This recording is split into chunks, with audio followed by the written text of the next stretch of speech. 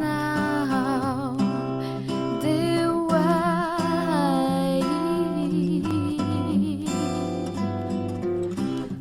me know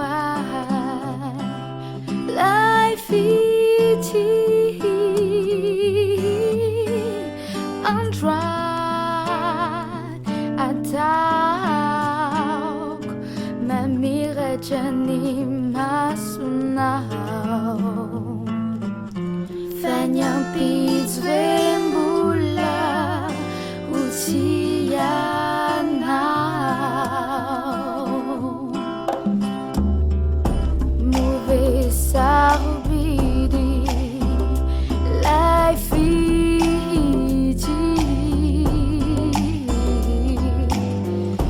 sakila now hiani move as what out the meeting now rapid vemulu tiana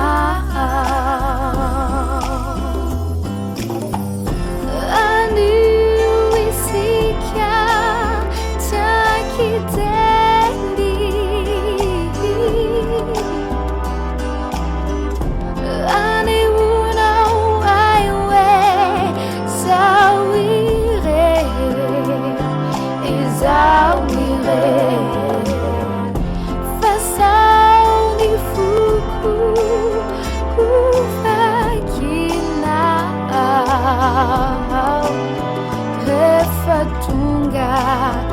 ni maraina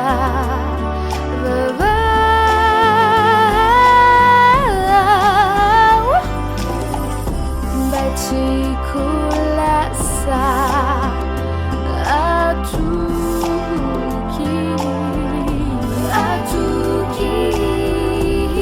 lefichalva